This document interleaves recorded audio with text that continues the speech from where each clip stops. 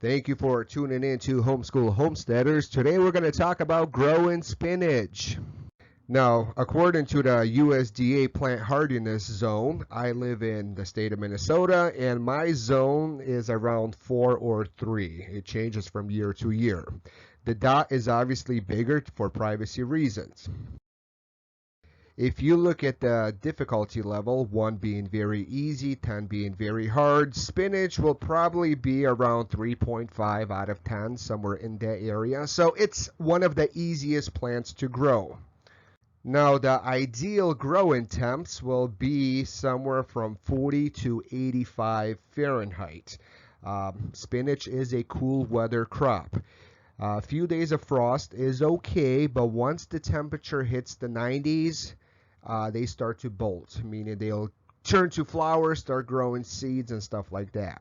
So you do need a good, cool weather to get them up and running. Temperatures for Minnesota were not really ideal. Usually we have very good weather for growing spinach, but on May 20th we had 27 Fahrenheit, which is very cold.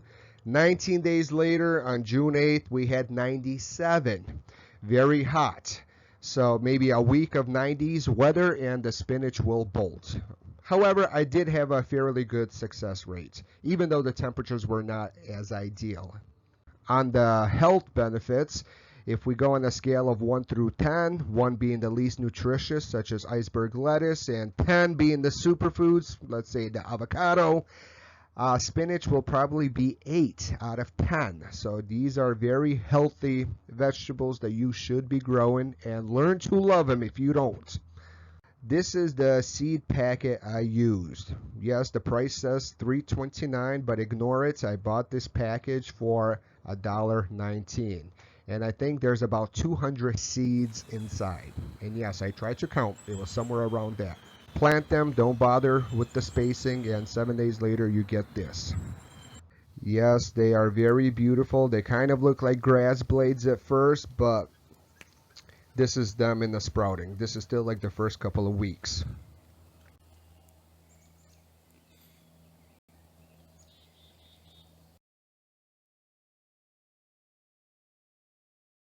Now, 16 days later, this is about 2.5 weeks. You see the little leaves coming out. And this is technically considered baby spinach. They're still too small to rip, but pretty soon you could start ripping baby spinach leaves. This is 25 days later, and now you could pretty much clip. This is considered baby spinach leaves. They are very tasty, very delicious, and so go rip them.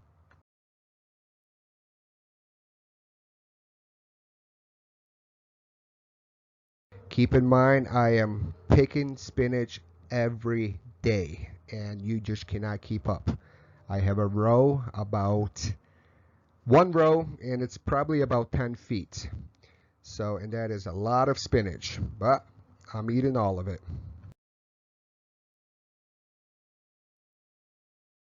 The classic spinach recipe is wilted spinach.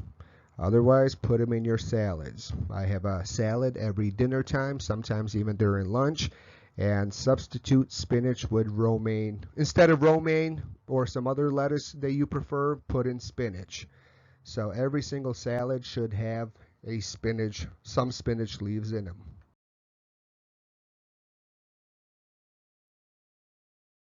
Also, when you're making a sandwich, instead of the lettuce of your choice, use spinach leaves. One way to incorporate healthy leafy greens into your sandwiches.